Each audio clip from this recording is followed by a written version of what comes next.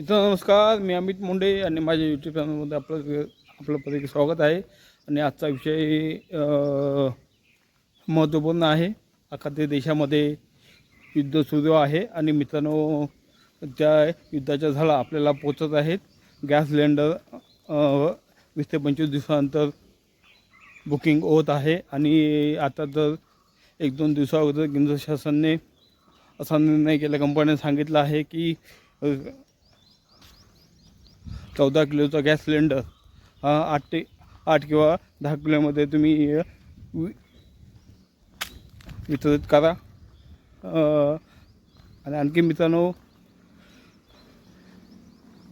Gas cylinder भेटत नसल्याकारणाने बहुतेक लोक आपल्या पारंपरिक चुलीकडे वळलेले आहेत. पण एक समस्या जाणवत आहे मित्रांनो, चूल पेटवायला जे स्टेशनवरती रॉकेल भेटायचं तेही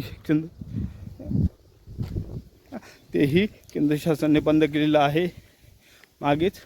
पण आता समस्या आहे चूल पेटवायची. काही लोक प्लॅस्टिकचा वापर करत आहेत आणि प्लॅस्टिकचा वापर करू नका मित्रांनो, कारण ते तुम्हाला किंवा तुमच्या घरातील माणसांना श्वसनाचा रोग उत्पन्न करत आहेत आणि तुम्हाला आजारी पाडतील. त्यामुळे आपल्याकडे एक देशी जुगाड आहे, तो तुम्ही अंमलात आणा. काय करायचं मित्रांनो, आंघोळीचा साबण असेल तो कुठलाही घ्या. मी लाईफ साबण घेतला आहे. तो आता असलेल्या साबणामध्ये मोठा आहे, 60 रुपयाचे 3 येतात किंवा 65मध्ये 3 येतात.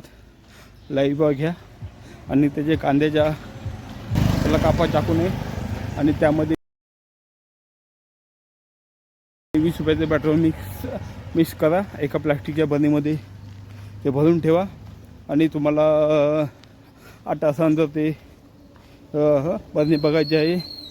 एक मिक्स असा पदार्थ बनलेला दिसेल तुम्हाला आणि ते तुम्ही चुलीमध्ये टाकून चूल पेटवू शकता.